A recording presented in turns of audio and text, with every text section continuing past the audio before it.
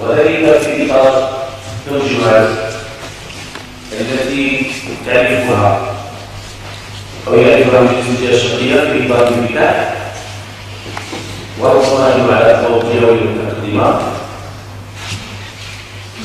ونحتضن المصدر الجهوي للبيئة. ونحن نعلم بأن موضوع البيئة فهو موضوع حساس جدا، والمشاكل التي يعرفها به مشاكل كبيرة وكبيرة جدا.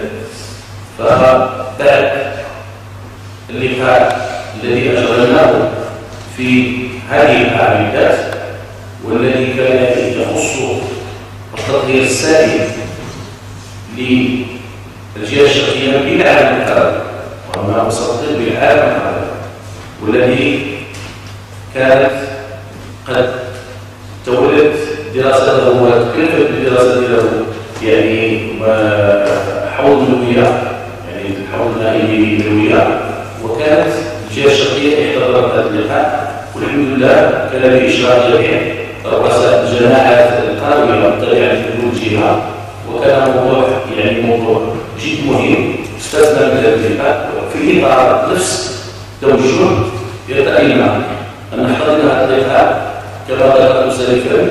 وهنا أوجه الشكر للمصدر الجهوي للبيئة، وربما المصدر الوحيد على المستوى الوطني الذي يشتغل في ظروف حسنة نظرا لتبني هذا المشروع من طرف مجلس الجهة الشرقية. ونحن نرحب بممثلي الجهة الأندلسية نظرا ربما اختيار ما كانش من هذا السلطة، ولكن نحن كمجلس الجهة الشرقية جمعنا مع الجهة الأندلسية في إطار التعاون الدولي عدة شرائط. والموضوع الذي سنتطرق إليه اليوم فهو موضوع المقالب.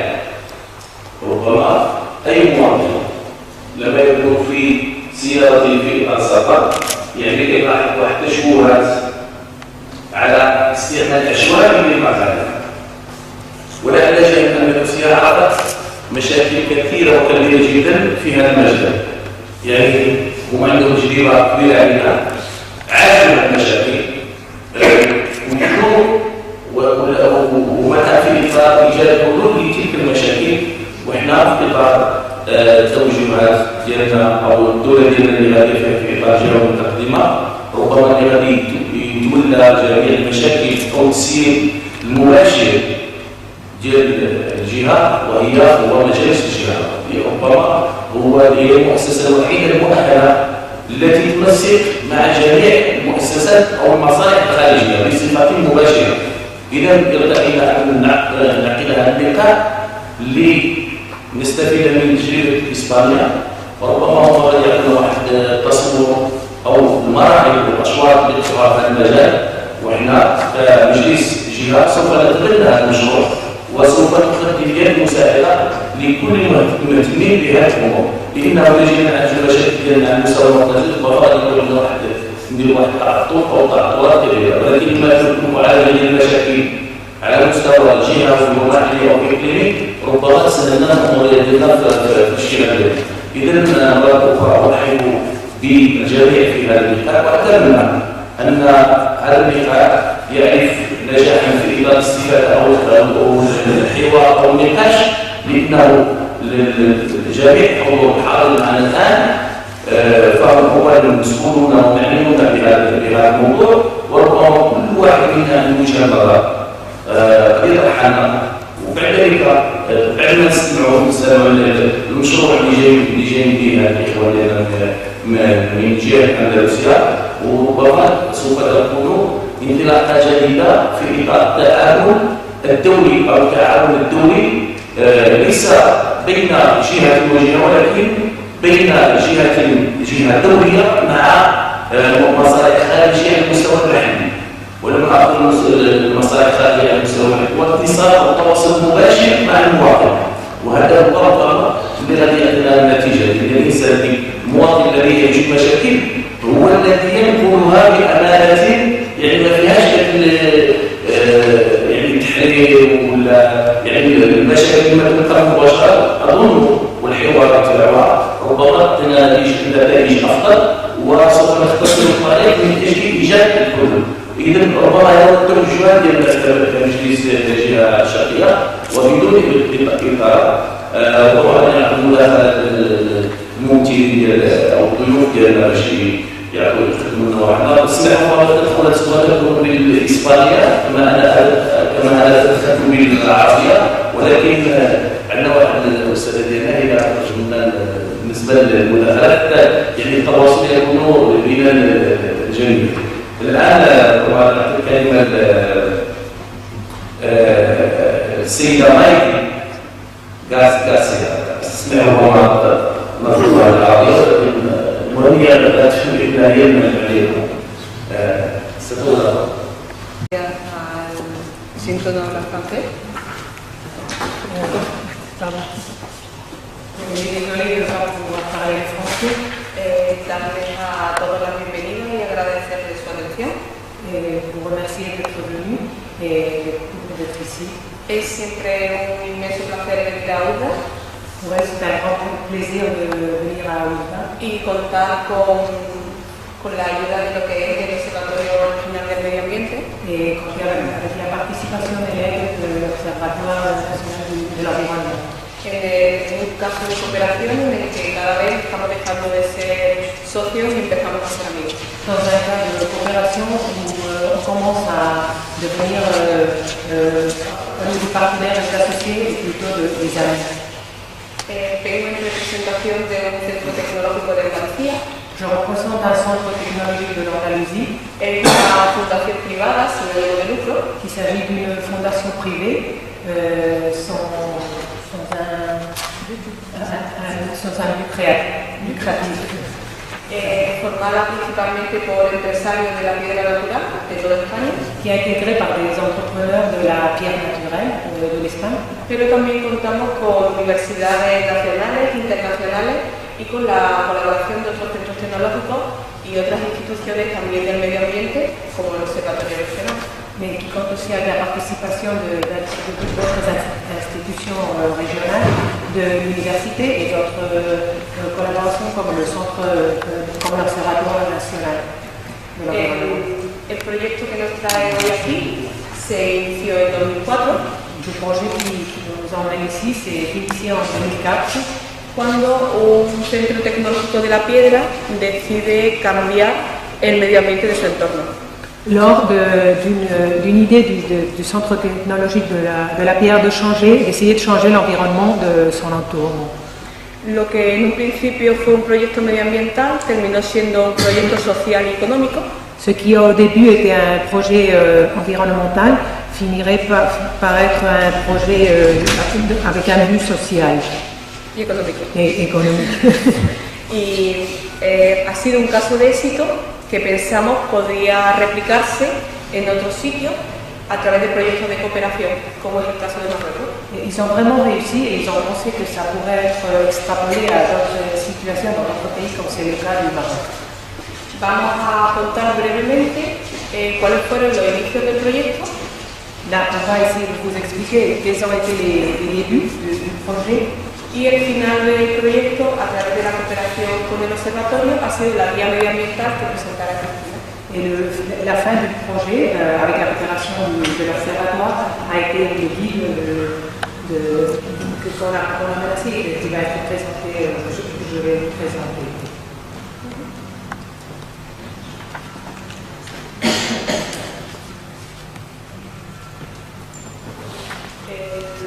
El proyecto comienza con una situación parecida a esta y en la que tanto el Centro Tecnológico como el Observatorio del Medio Ambiente estamos interesados en terminar. Le projet commence avec une situation telle que celle-ci, et dans laquelle aussi bien le Centre technologique de la pierre comme l'Observatoire sont partants pour que ça finisse, c'est-à-dire pour finir avec cette situation de partie. Esta situación se da en Andalucía y se da en todos los sitios donde hay minería, pero esta no puede ser la imagen de la minería. Cette situation se produit en Andalousie, mais aussi bien dans tous les endroits où il y a de la minerie. Mais ce n'est pas celle-ci la situation qui doit se reproduire dans les sites miniers.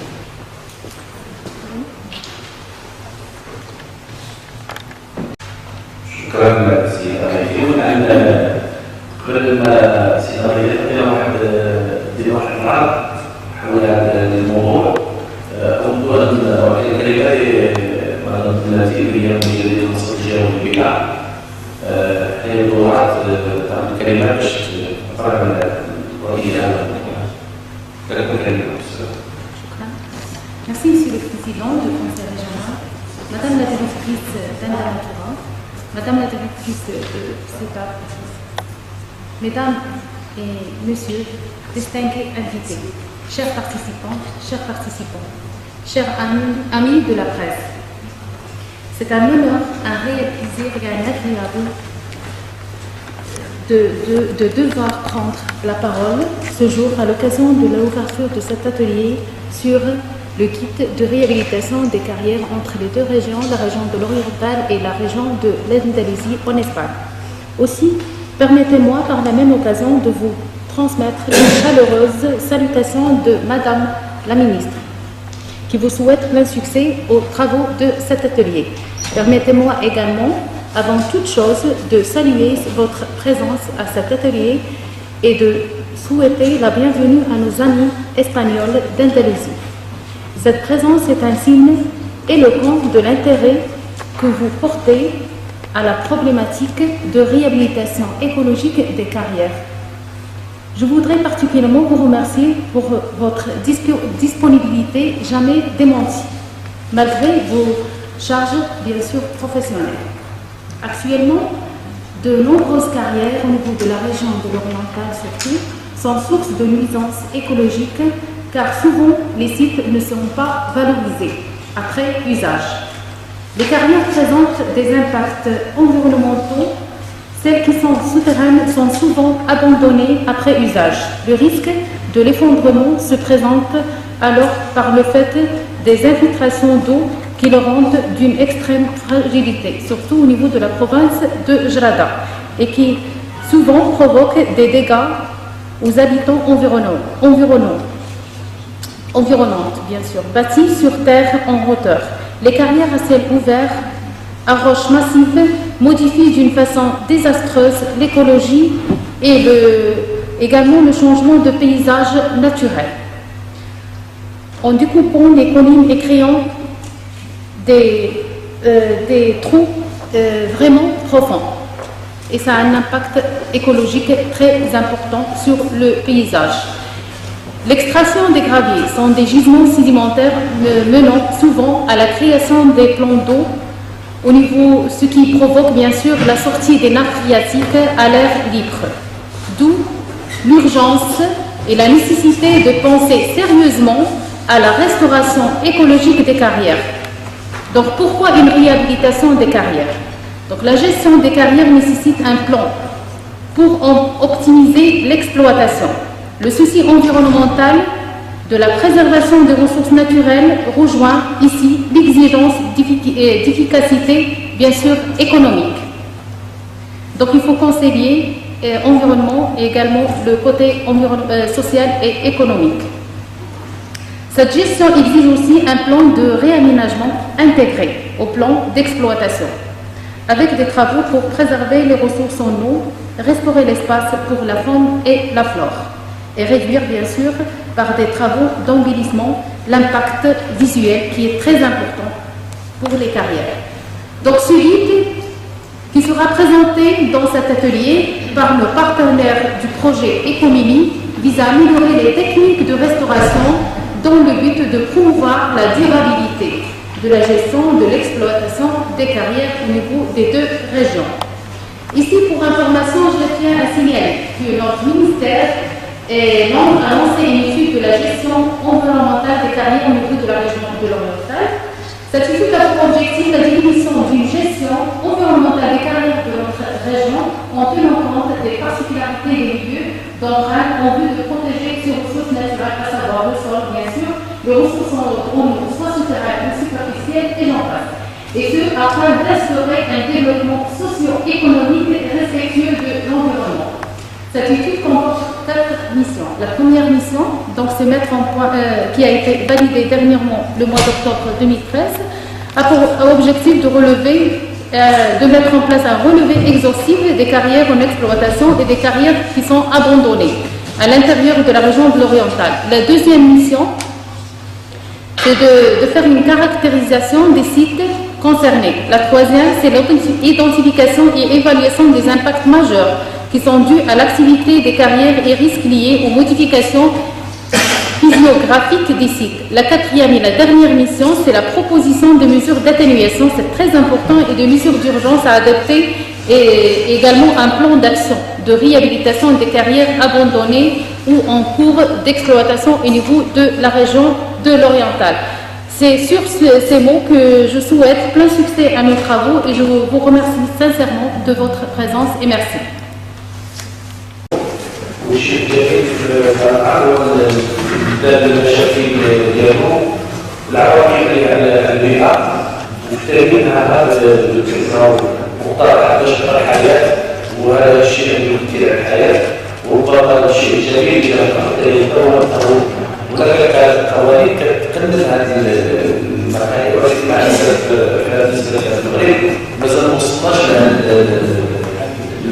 نقول قوانين سريعة ولكن عندنا دوريات اللي علاقة مع البيئة وربما هذا يكون يعني هذا أن نكون واحد عنصر اقتراحي من أجل من بين اقتراحات ربما الدستور ديالنا الجديد يعني عقل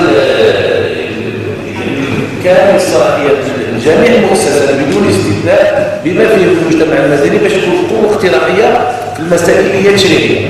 ربما هذا العرض اللي سمعناه اليوم والنقاش اللي غادي نفتحوه المداخلات ديال الاخوان غادي نديروا ونخرجوا بواحد التوصيات اللي تكون قوه اقتراحيه على المؤسسه التشريعيه ديالنا باش نستافدوا من هذا يعني التجربه ديال الاسبان. اذا بدون اطاله نفتح مجال المناقشه وغادي نفتح مائده نطلب الاخوان المتدخلين